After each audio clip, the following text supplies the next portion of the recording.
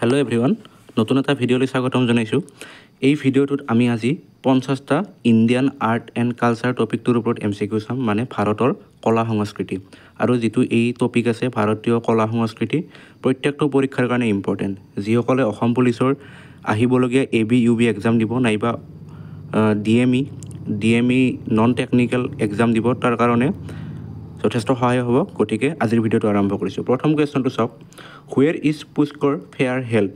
প্ৰথম কুৱেশ্যনটোত সুধিছে পুষ্কৰ মেলা ভাৰতৰ কোন ঠাইত অনুষ্ঠিত হয়? শুদ্ধ উত্তৰ কি হ'ব? অপশ্যন জয়পুৰ, উদয়পুৰ, যোধপুৰ নে আজমীৰ? ইয়াৰ কাৰণে শুদ্ধ উত্তৰ হ'ব অপশ্যন ডি, আজমীৰ। আৰু ইয়াত মনত ৰাখিব, যিটো আজমীৰ ঠাইখন আছে সেই ঠাইখন আছে ৰাজস্থানত। ক'ত আছে? ৰাজস্থানত। আৰু এই যিটো পুষ্কৰ মেলা হয়, এই পুষ্কৰ মেলাত মেইন বিশেষত্বটো কি? তাৰমানে ইয়াত যিটো কেমেল, তাৰমানে উটৰ কিনা বেচা হয়। উটৰ লগতে ঘোঁৰাও কিনা বেচা কৰা হয় এই মেলাখনত, মনত ৰাখিব। এনেকৈ সুধি দিব পাৰে যে তলৰ কোনখন মেলাত উটৰ কিনা বেচা কৰা হয়? শুদ্ধ উত্তৰ হৈ যাব পুষ্কৰ মেলা। ঠিক আছে, নেক্সট আমাৰ 2 নম্বৰ কুৱেশ্যন কি আছে? Kuchipudi dance originated in? Kuchipudi নৃত্য কোনখন ৰাজ্যত উৎপত্তি হৈছিল? ইয়াৰ কাৰণে শুদ্ধ উত্তৰ কি হ'ব? এটা সহজ আৰু কমন কুৱেশ্যন। কি হ'ব? কুচিপুড়ি হৈছে আমাৰ অন্ধ্ৰপ্ৰদেশৰ। কুচিপুড়ি হৈছে অন্ধ্ৰপ্ৰদেশৰ এটা শাস্ত্ৰীয় নৃত্য। ঠিক আছে,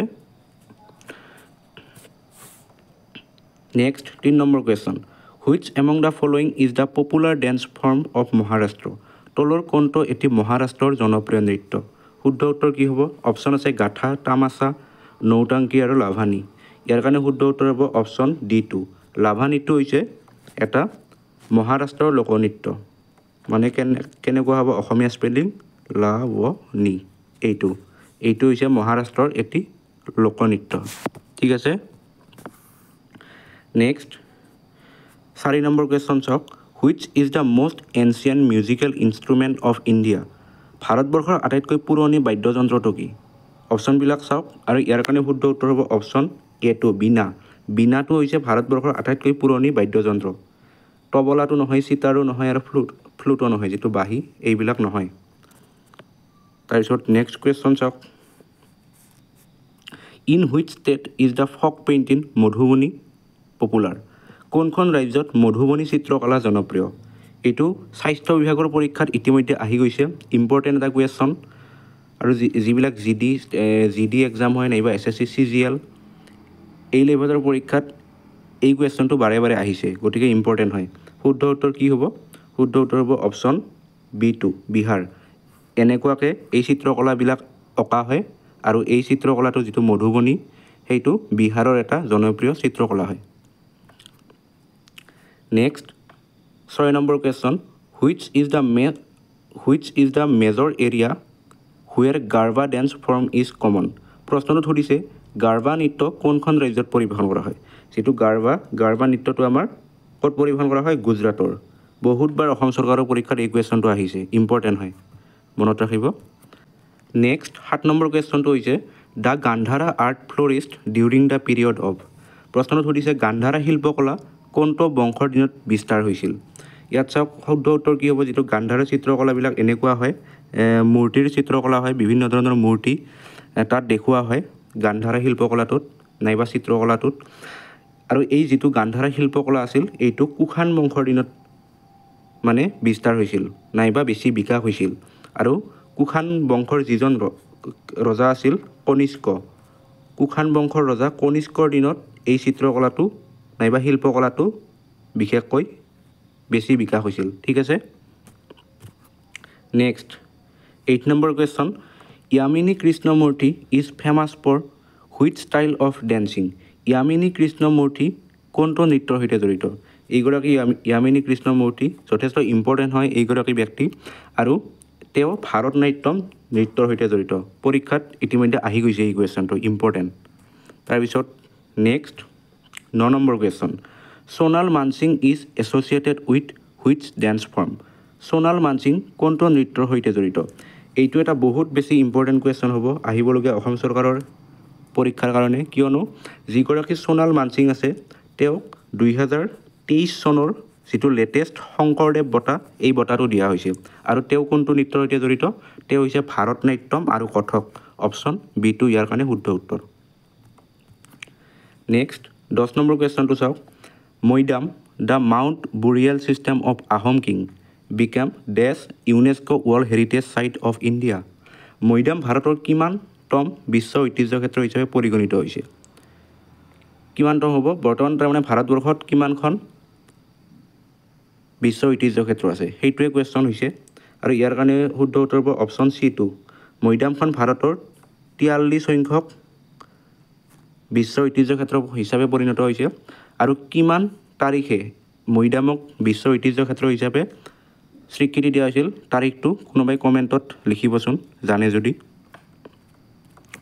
next 11 number question Sohrai painting belongs to which state Sohrai চিত্ৰকলা কোনখন ৰাজ্যৰ সৈতে জড়িত ইম্পৰ্টেণ্ট কুৱেশ্যন হয় আৰু এইটো ঝাৰখণ্ডৰ লগত জড়িত চিত্ৰকলাবিলাক এনেকুৱা আছিল আৰু অলপ আগতে আমি কি পাইছিলোঁ মধুবনীটো বিহাৰৰ লগত জড়িত আৰু যিটো চহৰাই পেইণ্টিং সেইটো ঝাৰখণ্ডৰ লগত জড়িত ঠিক আছে next 12 number question which was the first language of India to be granted as classical language status ভাৰতবৰ্ষৰ কোনটো ভাষাক সৰ্বপ্ৰথমে ধ্ৰুপদী ভাষাৰ মৰ্যাদা দিছিল আমি অলপতে জানো যে পাঁচটা ভাষাক ধ্ৰুপদী ভাষা হিচাপে স্বীকৃতি দিয়া হৈছিল অসমীয়াটো আছিল তাৰ ভিতৰত সোমাই গতিকে কমেণ্ট কৰিব যিসকলে চাই আছে ভিডিঅ'টো কোনকেইটা ভাষাক অলপতে ধ্ৰুপদী ভাষা হিচাপে মৰ্যাদা দিছে আৰু ইয়াৰ কাৰণে শুদ্ধ উত্তৰটো কি হ'ব প্ৰথমতে আমাৰ তামিল ভাষাক ধ্ৰুপদী ভাষা হিচাপে স্বীকৃতি দিছিল ভাৰত চৰকাৰে next 13 number question world largest Hindu temple Angkor Wat is located in which country আৰু এই কুৱেশ্যনটো যিটো আমাৰ ADRE HS লেভেল এক্সাম হৈছিল তাত আহি গৈছে প্ৰশ্নটো সুধিছে বিশ্বৰ সবাতোকৈ ডাঙৰ হিন্দু মন্দিৰ আংকৰ ৱাট কোনখন দেশত অৱস্থিত ইয়াৰ কাৰণে শুদ্ধ উত্তৰ কি হ'ব শুদ্ধ উত্তৰ হ'ব অপশ্যন B2 কম্বোডিয়া এইটো হৈছে আংকৰ ৱাট মন্দিৰ আৰু এই মন্দিৰটো অলপতে আৰু চৰ্চাত আছে কাৰণ এই যিটো মন্দিৰ আছে এই মন্দিৰটো এছিয়াৰ ভিতৰত সবাতোকৈ বেছি তাৰমানে ফটোজেনেটিক প্লেচ হিচাপে চিহ্নিত হৈছে মানে এই ঠাইখনতে আটাইতকৈ বেছি ফটো ভিডিঅ' লোৱা হৈছে এছিয়াৰ ভিতৰত সেইকাৰণে এই বস্তুটো ইম্পৰ্টেণ্ট হৈ যায় নেক্সট 14 নম্বৰ কুৱেশ্যনটো চাওক টাটা সন্স টু বিল্ড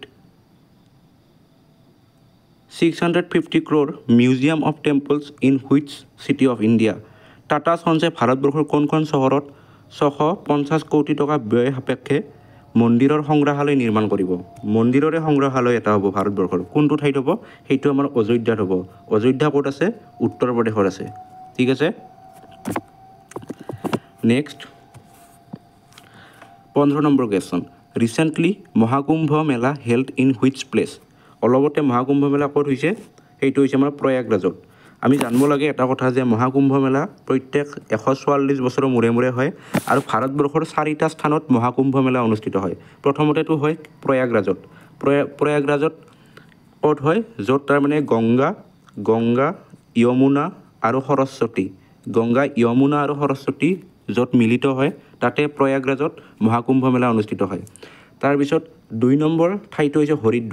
হৰিদ্বাৰতো হয় হৰিদ্বাৰত হয় আৰু হৰিদ্বাৰ আছে আমাৰ উত্তৰাখণ্ডত ইয়াত হয় তাৰপিছত উজ্জয়িনত হয় উজ্জয়িন মহাকুম্ভ মেলা হয় উজ্জয়িন আছে মধ্যপ্ৰদেশত আৰু এটা ঠাইত হয় সেইটো হৈছে নাছিক ক'ত আছে মহাৰাষ্ট্ৰত গতিকে এই 4টা স্থানত ভাৰতবৰ্ষত মহাকুম্ভ মেলা অনুষ্ঠিত হয় মনত ৰাখক তাৰপিছত 16 number question in which of the following dance form Birju Maharaj attain prominence Birju Maharaj কোনটো নৃত্যৰ সৈতে জড়িত ইয়াত 4টা নৃত্য দিয়া হৈছে বিৰজু মহাৰাজ কোনটোৰ সৈতে জড়িত বহুত বেছি ইম্পৰ্টেণ্ট কুৱেশ্যন ইয়াৰ কাৰণে শুদ্ধ উত্তৰ হ'ব অপশ্যন A কথক বিৰজু মহাৰাজ কথক নৃত্যৰ সৈতে জড়িত তাৰপিছত 17 number question the national school of drama is situated in which of the following cities এইটো অসমীয়াত ট্ৰান্সলেট কৰা নহ'ল ক্ষমা কৰিব তাৰ কাৰণে আৰু যিটো আমাৰ এই নেশ্যনেল স্কুল অফ ড্ৰামাখন মানে য'ত অভিনয় কৰা শিকোৱা হয় এই স্কুলখন ক'ত আছে ইয়াৰ শুদ্ধ উত্তৰ হ'ব অপশ্যন D নতুন দিল্লীত আছে next 18 number question which of the following folk tribal dances is associated with Karnataka তলৰ কোনটো নৃত্য কৰ্ণাটক ৰাজ্যৰ সৈতে সম্পৰ্কিত ইয়াৰ শুদ্ধ উত্তৰ হ'ব অপশ্যন ডি যক্ষগান নাইবা য়ক্ষগান এই যিটো আমাৰ এটা লোকনৃত্যই হয় নাইবা গান হয় এই বস্তুটো কৰ্ণাটকত পৰিৱেশন কৰা হয় তাৰপিছত 19 number question the field in which উস্তাদ বিছমিল্লা খান has distinguish himself is Bismillah খান কোনটো বাদ্যযন্ত্ৰৰ লগত জড়িত এটা বহুত বেছি ইম্পৰ্টেণ্ট কুৱেশ্যন বাৰে বাৰে আহি থাকে আৰু বিছমিল্লা খান চেহেনাইৰ লগত জড়িত বহুত বেছি important question next 20 number question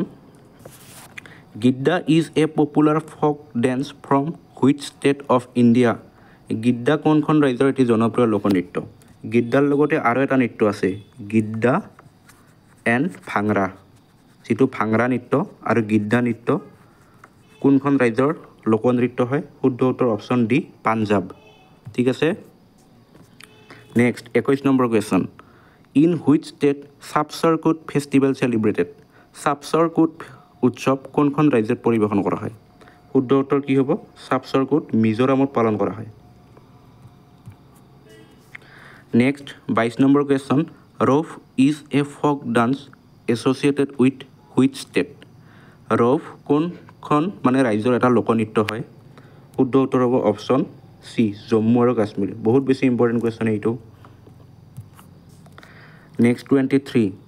Hariprasad Chaurasia is associated with which musical instrument এইটো কাৰেণ্ট এফেয়াৰ্ছৰ পৰা কুৱেশ্যন লোৱা হৈছে হৰিপ্ৰসাদ চৌৰাচিয়া কেইদিনমান আগত নিউজত আছিল আৰু তেওঁ কোনটো বাদ্যযন্ত্ৰৰ লগত জড়িত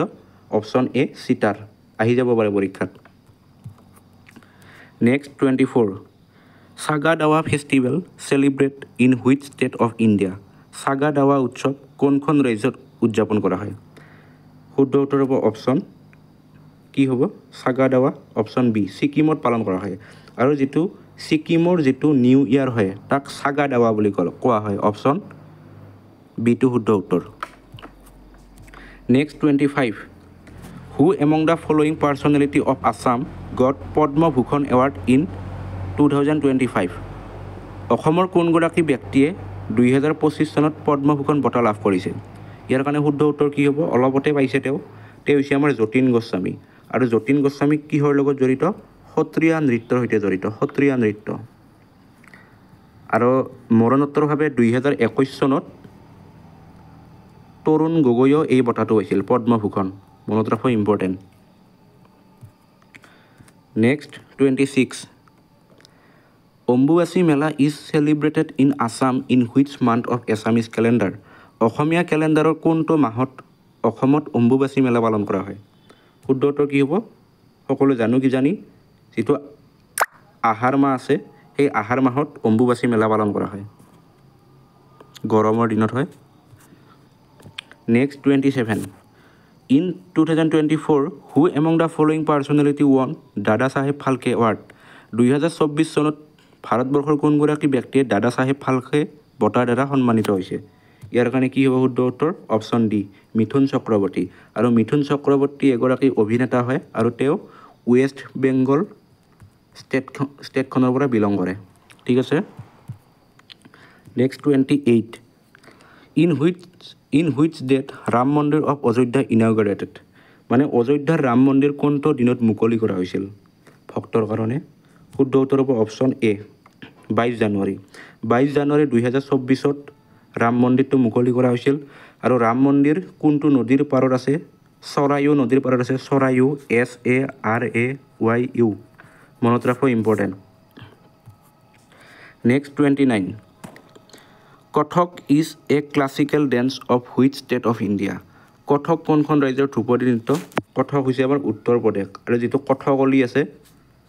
কথকলিটো কেৰালাৰ হয় কেৰেলা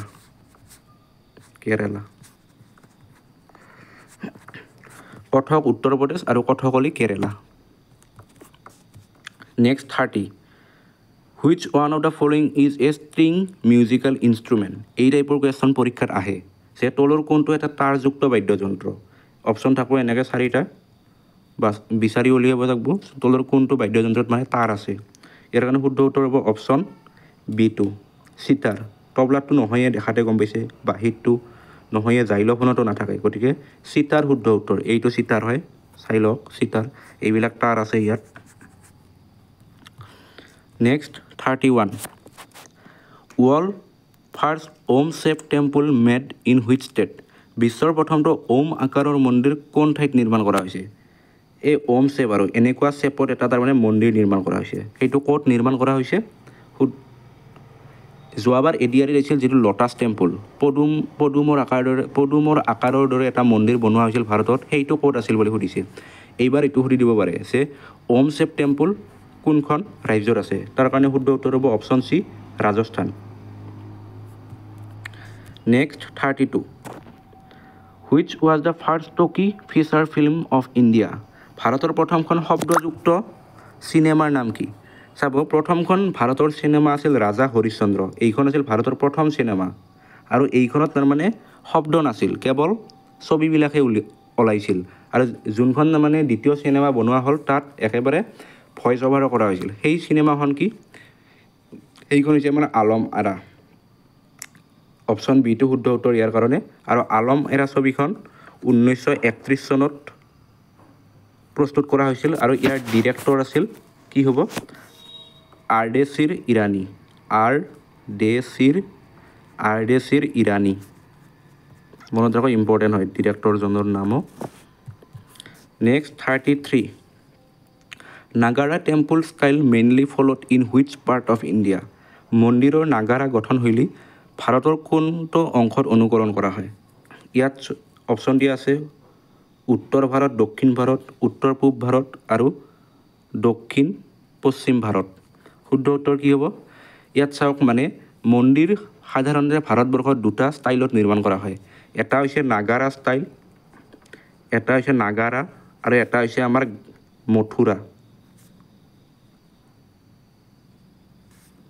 মথুৰা নহয় সৰি দ্ৰাবিড়া হ'ব ভুল কোৱা হ'ল দ্ৰাবিড়া মানে দ্ৰাবিড় এটা দ্ৰাবিড় গঠনশৈলীত বনোৱা হয় আৰু এটা নাগাৰা গঠনশৈলীত বনোৱা হয় চাব মানে মেইন ডিফাৰেঞ্চটো কি থাকে যিটো আমাৰ নাগাৰা মন্দিৰ থাকে তাত মেইনলি ওপৰত জোঙা এটা কি থাকে শৈলী থাকে কিন্তু এই যোনটো আপোনালোকে এই ফটোখনত দেখিছে এইটো হৈছে দ্ৰাবিড়া মন্দিৰৰ এটা ষ্টাইল সেইকাৰণে ইয়াত মেইনলি ওপৰৰ অংশটো জোঙা নহয় সেইটোৱে ইয়াৰ মেইন ডিফাৰেঞ্চ ধৰিব পাৰি এনেকৈ আৰু বহুতো ডিফাৰেঞ্চ আছে বহুত পইণ্ট আহি যায় আৰু যিবিলাক ভাৰতৰো মানে অসমৰো মন্দিৰ আছে সেই মন্দিৰবিলাকো এই নাগাৰা গঠনশৈলী ফ'ল' কৰি বনোৱা হৈছে গতিকে ইয়াৰ কাৰণে শুদ্ধ উত্তৰ হ'ব অপশ্যন এ নৰ্থ ইষ্টটো এপ্ৰপ্ৰিয়েট নহয় যদিও অসমতো বনোৱা হয় ইয়াৰ কাৰণে শুদ্ধ উত্তৰ অপশ্যন এ নৰ্থ ইণ্ডিয়া হয় ঠিক আছে next 34 which of the following is the oldest stone structure in India শিলেৰে নিৰ্মিত ভাৰতৰ আটাইতকৈ পুৰণি গঠনশৈলী কি ইয়াত অপশ্যন যিবিলাক দেখিছে ৰেড ফৰ্ট কুতুব মিনাৰ তাজমহল আৰু ঝান্সী এই চব গোটেইবিলাক শিলেৰে নিৰ্মিত কৰা হৈছে শিলৰ তাৰমানে অলপ হ'লেও প্ৰভাৱ আছে তাৰ ভিতৰত আটাইতকৈ পুৰণিটো কি পুৰণি হ'ব অপশ্যন ডি ঝান্সী যিটো সাঁচী স্তূপ বুলি কয় আৰু ক'ত আছে কমেণ্টত ক'বচোন জানে যদি আৰু এই যিটো ঝান্সী স্তূপ আছে এই স্তূপটো যিটো আমাৰ মৌৰ্য ৰজা অশোকৰ দিনত নিৰ্মাণ কৰা হৈছিল next 35 Kedarnath temple located in which state of India Kedarnath মন্দিৰ কোনখন ৰাজ্যত অৱস্থিত শুদ্ধ উত্তৰ সকলোৱে জানে কি জানি অপশ্যন চি উত্তৰাখণ্ড ইম্পৰ্টেণ্ট হৈ গৈছে next 36 Hawa Mahal located in which state of India Hawa Mahal কোনখন ৰাজ্যত অৱস্থিত ইয়াৰ কাৰণে শুদ্ধ উত্তৰ হ'ব অপশ্যন বি ৰাজস্থানত আছে হাৱা মহল আৰু যিটো হাৱা মহল এই হাৱা মহলটো গোলপীয়া হয় আৰু এইটো নিৰ্মাণ কৰিছিল কোনে মহাৰাজা চাৱাই সিং এও নিৰ্মাণ কৰিছিল এইটো আৰু এনেকৈও কুৱেশ্যন সোধে যে তলৰ কোনটো মানে স্থাপত্য ভাস্কৰ্য গোলপীয়া কালাৰৰ তাৰ কাৰণে শুদ্ধ উত্তৰ হ'ব অপশ্যন এ হাৱা মহল মানে উল্টে পাল্টে সুধিব পাৰে পৰীক্ষাত তাৰপিছত 37 Thang Ta is a martial art belong to which north eastern state Thang Ta যুদ্ধ কলা কোনখন ৰাজ্যৰ সৈতে সম্পৰ্কিত থাং টা মানে কি এইটো এটা মাৰ্চিয়েল আৰ্ট মানে কি তাৰমানে আমাৰ যিটো সেল্ফ প্ৰটেকশ্যনৰ কাৰণে যিটো আমাৰ কুম্ফু ষ্টাইলৰ বস্তু আৰু এটা তাৰমানে এইটো আমাৰ প্ৰশিক্ষণ দিয়া হয় শিকিব পাৰি নাইবা এইটো খেলাটো ব্যৱহাৰ কৰা হয় তেনেকুৱা মানে এটা মানে কলাকে মাৰ্চিয়েল আৰ্ট বুলি কোৱা হয় আৰু যিটো আমাৰ থাংটা মাৰ্চিয়েল আৰ্ট এইটো মণিপুৰৰ লগত সম্পৰ্কিত ইম্পৰ্টেণ্ট হয় next 38 Onam festival celebrated in which state Onam উৎসৱ কোনখন ৰাজ্যত উদযাপন কৰা হয় শুদ্ধ উত্তৰ হ'ব অপশ্যন কি হ'ব ওনাম কেৰালাত পালন কৰা হয় আৰু ওনাম ফেষ্টিভেলত এটা মানে এই উৎসৱটোৰ এটা মেইন বিশেষত্ব হৈছে ইয়াত নাও দৌৰ প্ৰতিযোগিতা অৰ্গেনাইজ কৰা হয় মানে নাও দৌৰ এই উৎসৱটোৰ এটা বিশেষ বৈশিষ্ট্য হয় next 39 Mishmi tribe is found in which state of India Mishmi জনগোষ্ঠী কোনখন ৰাজ্যত পোৱা যায় ক'ত পোৱা যায় মিছমি জনগোষ্ঠীটো অৰুণাচল প্ৰদেশত পোৱা যায় অপশ্যন কি হ'ব শুদ্ধ উত্তৰ D2 কোনটো ট্ৰাইব কোনখন ষ্টেটত পোৱা যায় ইম্পৰ্টেণ্ট হয় চাই থ'লে ভাল হয় next 40 number question Charminar is located in which place Charminar কোন ঠাইত অৱস্থিত চাৰমিনাৰ হৈছে হায়দৰাবাদত আছে চাৰমিনাৰ আৰু হায়দৰাবাদ কোনখন ৰাজ্যৰ ৰাজধানী তেলেংগানাৰ ৰাজধানী হয় তেলেংগানাৰ ৰাজধানী হৈছে হায়দৰাবাদ আৰু যিটো চাৰমিনাৰ এই চাৰমিনাৰটো নিৰ্মাণ কৰিছিল কুলি কুতুব খান ঠিক আছে next 41 number question which city is famous for Bali Jatra festival বালি যাত্ৰা উৎসৱৰ কাৰণে কোনখন ঠাই জনপ্ৰিয় শুদ্ধ উত্তৰ অপশ্যন এ কটক আৰু কটকটো ক'ত আছে উৰিষ্যাত আছে ওড়িশা আৰু যিটো বালি যাত্ৰা ফেষ্টিভেল এইটো মহানদীৰ পাৰত উদযাপন কৰা হয় মহানদীৰ উৰিষ্যাৰ এখন নদী হৈছে মহানদী নদী এই মহানদী নদীৰ পাৰত কটক মানে বালি যাত্ৰা ফেষ্টিভেল পালন কৰা হয় নেক্সট 42 হু বিল্ট তাজমহল কোনে নিৰ্মাণ কৰিছিল শুদ্ধ উত্তৰ হ'ব অপশ্যন চি সকলোৱে জানে Shah Jahan next 43 flamingo festival celebrated in which state of India flamingo উৎসৱ কোনখন ৰাজ্যত পালন কৰা হয় ফ্লেমিংগো হৈছে এটা পক্ষীৰ নাম আৰু এই পক্ষীটোৰ নামেৰে উৎসৱটো পালন কৰা হয় তাত মানে সেই ৰাজ্যখনত এই ফ্লেমিংগো পক্ষীটো যথেষ্ট পোৱা যায় আৰু ইয়াৰ শুদ্ধ উত্তৰ হ'ব option B Andhra Pradesh next 44 Ahatguri area of Assam is famous for অসমৰ যিটো আহতগুৰি ঠাই আছে সেইটো কিহৰ কাৰণে বিখ্যাত সকলোৱে জানে কিজানি শুদ্ধ উত্তৰ হ'ব ম'হ যুঁজ পালন কৰা হয় আহতগুৰিত next 45 Losoong festival celebrated in which state of India বহুত বেছি ইম্পৰ্টেণ্ট কুৱেশ্যন যিটো লচুং উৎসৱ কোনখন ৰাজ্যত পালন কৰা হয় অপশ্যন ইয়াৰ কাৰণে শুদ্ধ উত্তৰ হ'ব ছিকিম অপশ্যন বিটো শুদ্ধ উত্তৰ Sikkim next which fair festival is called as Mahakumbh of east পূবৰ মহাকুম্ভ বুলিলে কোনটো উৎসৱক জনা যায় ইয়াৰ কাৰণে শুদ্ধ উত্তৰ হ'ব অম্বুবাচী মেলা এই অম্বুবাচী মেলাটোক পূবৰ মহাকুম্ভ মেলা বুলি কোৱা হয় বহুত বেছি ইম্পৰ্টেণ্ট কুৱেশ্যন যিহেতু অম্বুবাচী মেলা হৈ আছে পৰীক্ষাত আহি যাব পাৰে who among the following was the first female musician to got Bharat Ratna award Bharat Ratna বঁটা লাভ কৰা প্ৰথমগৰাকী মহিলা সংগীত শিল্পী কোন তেওঁ হৈছে আমাৰ MS Subbulakshmi important question next 48 which is the most holy pilgrimage spot of Buddhism Buddha ধৰ্মৰ বাবে আটাইতকৈ পবিত্ৰ তীৰ্থস্থান কি ইয়াত যোনবিলাক অপশ্যন দেখিছে চাৰিখন এই চাৰিওখন ঠাইয়ে বুদ্ধ ধৰ্মৰ কাৰণে যথেষ্ট পবিত্ৰ তাৰ ভিতৰত যিটো আমাৰ অপশ্যন ডি বোধগয়া এই বোধগয়া ঠাইখন তাৰ মানে বুদ্ধ ধৰ্মৰ বাবে যথেষ্ট পবিত্ৰ মানে আটাইতকৈ পবিত্ৰ ঠাই আৰু বোধগয়া ঠাইখন আছে বিহাৰত আছে ইণ্ডিয়াত আছে মনত ৰাখক লুম্বিনী নেপালত আছে য'ত গৌতম বুদ্ধ জন্ম হৈছিল তাৰপিছত 49 which caves are well known for their rock cut architecture তলৰ কোনটো গুহা শিলত কটা স্থাপত্য ভাস্কৰ্যৰ বাবে বিখ্যাত এনেকৈ যদি প্ৰশ্ন সোধে ইয়াৰ কাৰণে শুদ্ধ উত্তৰ অপশ্যন বি ইলোৰাটো শিলত কটা স্থাপত্য ভাস্কৰ্যৰ কাৰণে বিখ্যাত হয় এনেকুৱা হয় নেক্সট আজিৰ last question 50 Somnath temple located in which state যিটো সোমনাথ মন্দিৰটো ক'ত আছে সেইটো আছে অপশ্যন বি গুজৰাট আৰু সোমনাথ মন্দিৰটোত এগৰাকী ৰজাই বহুতবাৰ আক্ৰমণ কৰিছিল মানে ভাঙি পেলোৱা হৈছিল সেই মন্দিৰ মানে ৰজাজনৰ নাম কোনোবাই জানে যদি কমেণ্ট বক্সত কমেণ্ট কৰিব ধন্যবাদ আজিৰ ভিডিঅ'টো এইখিনি আছিল গতিকে আগলৈ আৰু ভিডিঅ' লৈ অহা হ'ব। ধন্যবাদ।